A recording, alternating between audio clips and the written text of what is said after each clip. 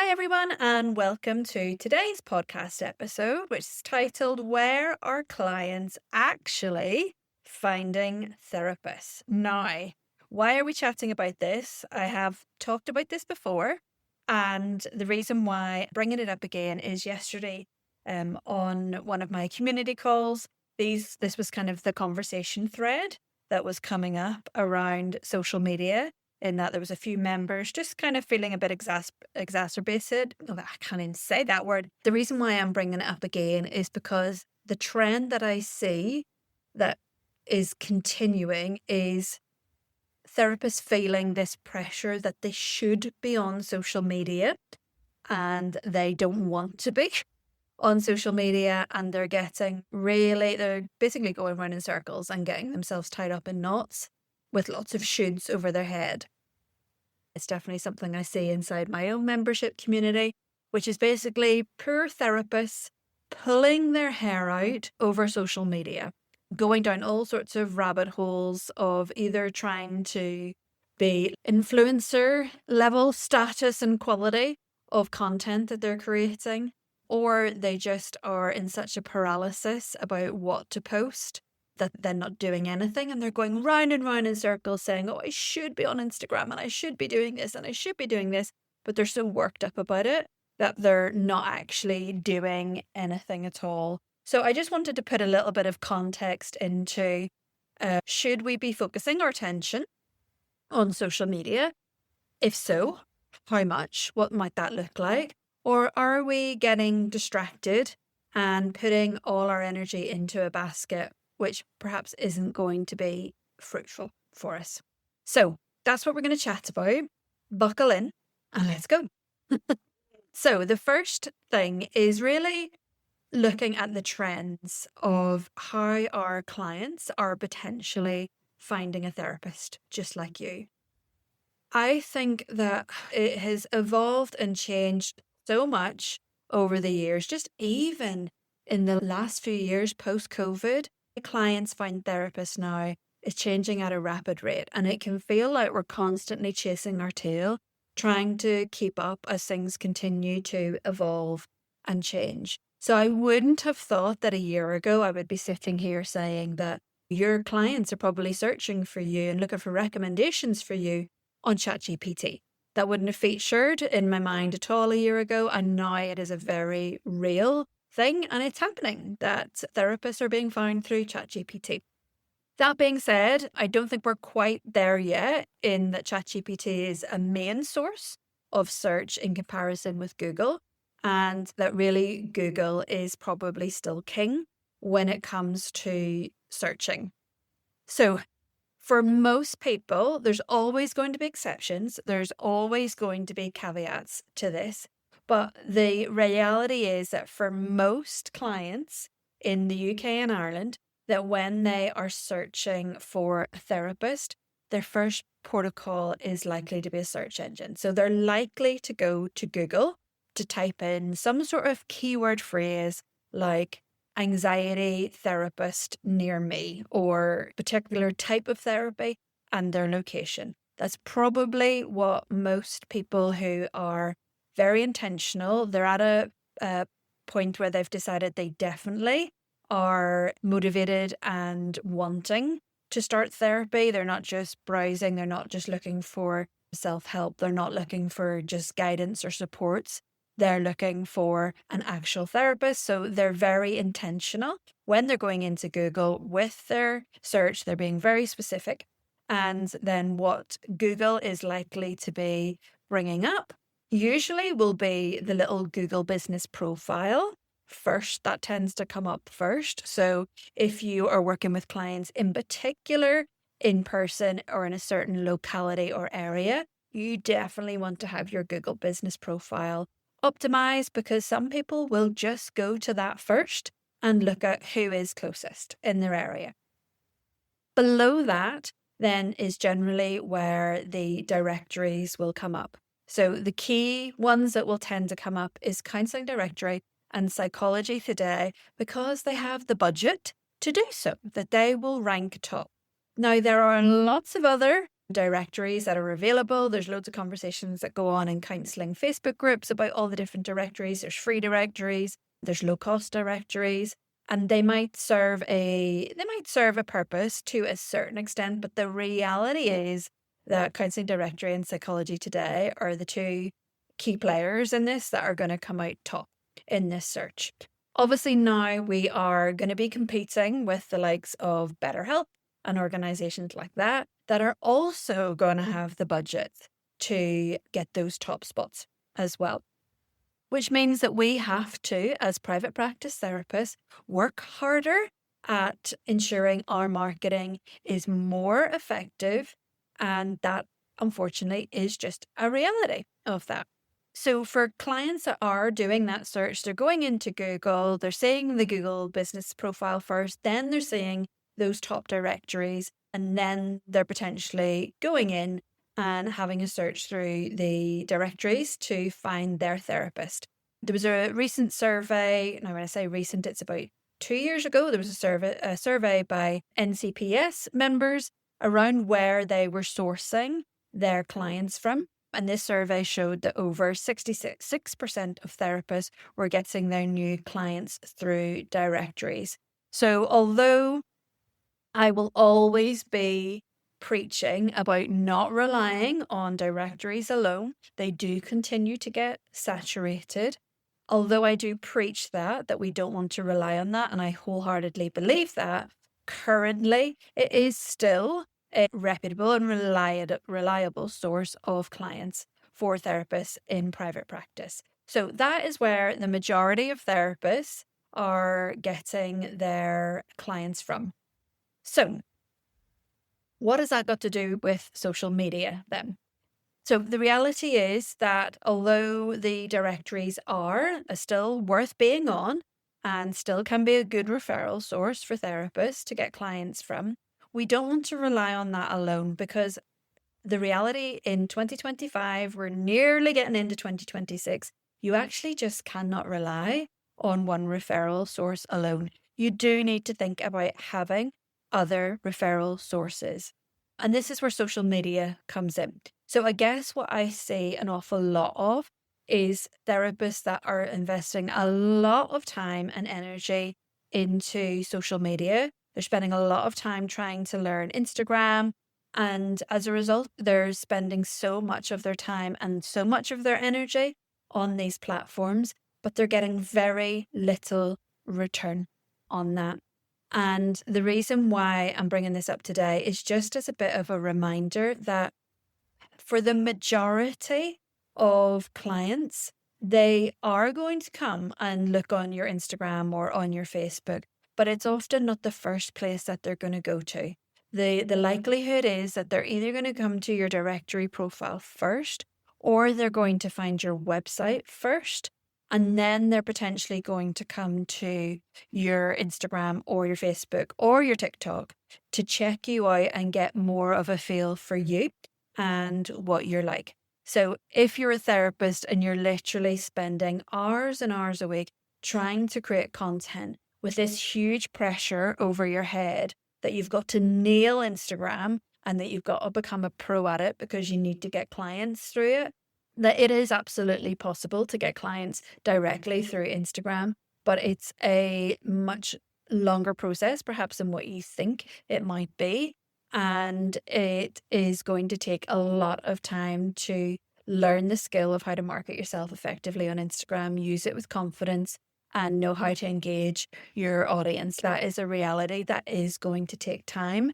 So you don't want to be giving all your time and all your energy to Instagram and then completely neglecting all the other aspects or areas that you could be working on in your private practice that could actually be more fruitful for you. So it could be more fruitful for you to go in and rewrite and update your therapist directory profile, making sure it's really niche specific, making sure it's really talking to your ideal client. If you're seeing people in person, it could be really fruitful for you to go in and update your Google business profile and optimize it so that you're coming out top in the search on the Google search page. It could be that you are going in and interacting in local Facebook group communities and sharing your services and sharing a little bit about you and who you work with in local Facebook groups or in groups or communities that are really niche specific and where your ideal client hangs out, that sometimes those things might actually be quicker wins than the amount of time that you're spending on social media. The other thing, which of course I haven't mentioned, which is incredibly important, is your website. So again, what I've seen sometimes is that a therapist has been spending loads and loads of time trying to improve their skills on social media, trying to create content. They're literally spending hours over a reel trying to curate a perfect reel. And then when we go to the website, the website's rubbish. The website is poorly written.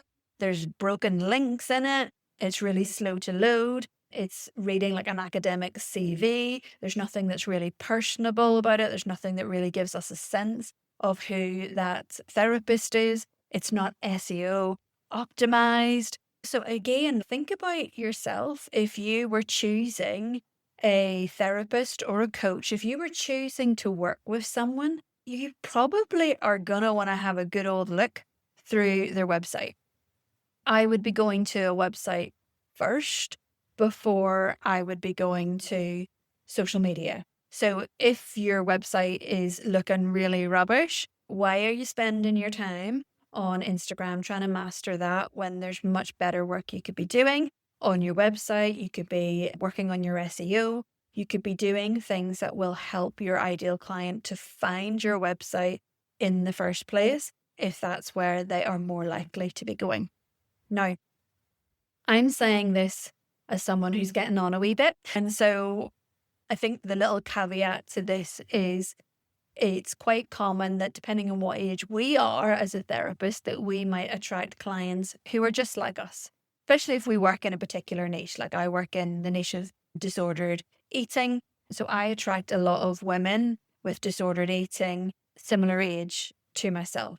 So it's likely that my clients would do some things very similar to me when I'm looking for a therapist, that they're going to go to Google. They're going to then go to my website. They're then going to go and check out my social media or listen to a podcast episode or read one of my blogs. That's the process they're probably going to follow because that's what I would be doing. But if I was a younger therapist, it's quite possible that I might be doing something else. So if I was a young client in my 20s, early 30s, and I was looking for a therapist, it might be more likely that I might go in and ask ChatGPT for recommendations, or it might be that I'm on Instagram or that I'm on something like TikTok and I'm following accounts that I'm interested in and around the area of difficulty or struggle that I'm having. So it might be, again, continuing on the niche of disordered eating, that for a young client looking for a therapist, it might be that they start following accounts in TikTok or Instagram that are therapists specializing in that area, getting a bit of sense of who they are and whether they would be interested in working with them before they would then get in contact. And then on the other end of that spectrum, for much older clients, it may be that much older clients are never going to go and check you out on Instagram or Facebook. It might be that they will go and they'll go to the therapist directory, or they might ask for a personal recommendation from other people, or they might ask a GP or something like that. They may be less likely to go to social media at all. So there is little caveats there depending on the age group of who your ideal client is, of where they might be going. That's such an important little caveat, however, because this is what you need to be asking yourself. Like, who is your ideal client? What are their demographics? Like, where do they hang out? And would they even be using the platform that you are literally sweating blood and tears over to try and get right? Now, I am not anti social media. At the end of the day, it's a free marketing platform. So, well, for now, it's a free marketing platform. Who knows what will change in the future? But it's a free platform. It's an opportunity really for potential clients to get to see a side of you that maybe ordinarily they wouldn't have an opportunity to do. They really get to see who you really are.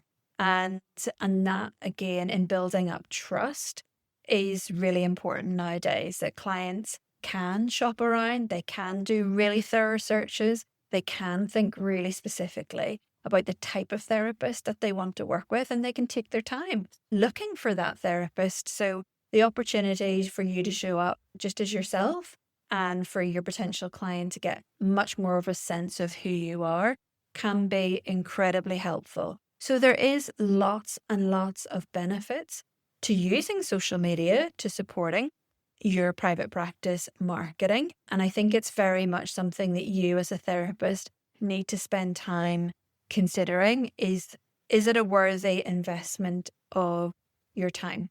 If you are someone that you are naturally creative, that you enjoy social media platforms yourself anyway as a user, if you find that you are great with coming up with content ideas and that you're able to make reels and carousels relatively easy and you enjoy the process of it, then knock yourself out, go for it, and put some time and energy into marketing on social media.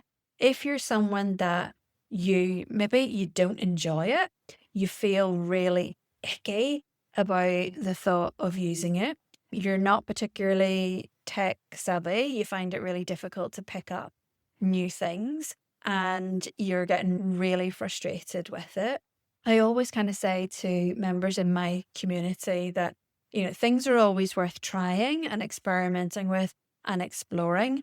But if you end up in this place of constantly being in a battle with yourself, of all the shooting about social media, but that you really hate it, that you don't enjoy the process, you find it incredibly difficult with the tech side of it, then maybe that's not where your energy should be going.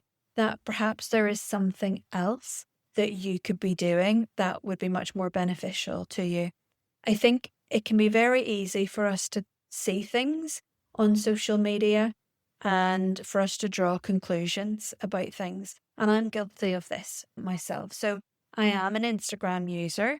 I'm on Instagram on my mentoring account, Prosper in Private Practice. So I follow a lot of therapists on there, and I follow other therapist mentors on there. So I'll see a lot of posts every day from therapist mentors about clients or therapists that are getting clients through social media. And it can be very easy for us then to jump to conclusions or to make assumptions that, number one, all of those clients are being sourced just through social media, because that isn't necessarily something that we can be 100% sure of, because it's quite possible that they sent a DM through Instagram to the therapist, but only after perhaps doing a Google search and finding their website or finding them on a directory profile, and they've then gone to the Instagram to check them out and then sent a DM. So we can't always be 100% sure that all of these clients are being sourced through social media platforms such as Instagram. But also what we can be guilty of doing is, when we are seeing these posts coming up or seeing these messages, is assuming that that means it's possible for everyone. And I think this is just my personal opinion, but some people are naturally good on some platforms or in some ways of marketing themselves. And for other people, it's just not quite their thing. And it's much more of a struggle. And this is where I see the therapists that are really struggling, spending far too long on Instagram because they're comparing themselves to the other therapist that's a natural on it, that finds it easy and maybe already has experience or skill or a background that just makes it easy for them to use and for them to do. And then they're over here torturing themselves as to why they're not able to make it work or why they're not able to make it a success for them. But what we then miss, because we are on these platforms and because we are seeing these messages, is that we're missing that there are plenty of other therapists out there that are doing well in private practice, that are filling their practices, and they're not on social media. they're filling their practices in other ways. I'm still in private practice. I work 3 days in private practice. My ideal caseload is around 10 to 12 clients, and I fill all my practice through my website and through Psychology Today. And more recently, I've had somebody come to me through a ChatGPT search. So they have found me through those avenues without me having a social media presence. There are tons of therapists out there that manage to fill their practice without using social media.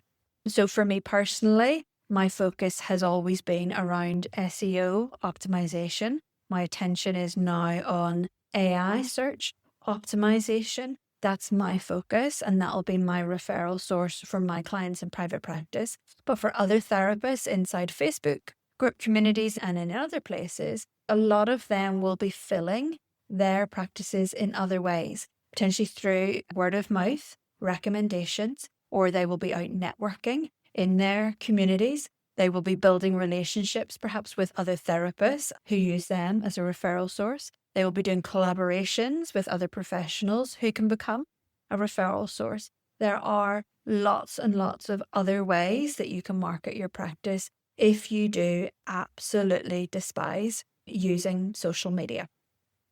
So I hope that has given you a little bit of food for thought. I know this is something I rabbit on about all the time, but I just think it becomes such a frustration for the therapists who really don't enjoy it, that they beat themselves up about it, and they don't need to beat themselves up about it. That perhaps sometimes for some people, we just need to make a choice to put our time and our energy into something else that might serve us a little bit better. So I hope that has given you some things to have a little bit of a think about. And if you are using social media and it is being fruitful for you, and that clients are coming and checking you out, or they are sending you DMs, and that's absolutely brilliant. But I would always encourage people, just as a little reminder before I sign off for this episode, is that as we go into 2026, we are in a challenging economic climate. Marketing is evolving at a pace that is incredibly difficult for us to keep up for. I appreciate that can feel really stressful and that can feel really overwhelming. But as therapists, if we really want our practices to be a success, if this is your calling and you want to be attracting your own clients in private practice, then making time to learn the skills to market your practice effectively and to dedicate time to doing that work on your practice and not in your practice is really, really important. And so we must not rely on one source alone. We must not rely solely on social media. We must not rely solely on directories. We must not rely solely on our website. The reality is that we probably need to have a number of different referral sources, especially as things don't look like they're changing in the current climate anytime soon. So we have to change. We have to learn skills. We have to adapt. And I appreciate some of you might be listening to this going, no, I don't want to. And it feels like an awful lot, and it feels like it's really hard work. And I get it. I really do get it. And it can feel like a lot of hard work. But for those of you that have that vision and that dream of attracting your own clients and being your own boss, it's absolutely worth it. I wouldn't change all the hard work in the world for what I do. I work with clients that I absolutely adore. They are perfect clients for me. I don't report to anybody. I choose the hours that I want to work. I have a lovely little office at the side of my house, and I am eternally grateful every day that I made the decision. It felt like a big risk, and it felt like huge amounts of work and a huge learning curve, but I am grateful that I did it every single day. So that is my little rant for today. Over. I never really tend to plan my podcast episodes, and it probably shows that I hit record and I start talking. So apologies if my thread of conversation went off in a million different directions or avenues. It's quite possible it did. I'm also vowed to myself that it's better to be imperfectly done than me to not do it at all, which means that I minimally edit these podcasts. I remove filler words and then it just gets posted. No more jingles, no more anything to try and make it more fancy or more professional. Imperfect action over anything else. All right. I will see you all soon. Take care.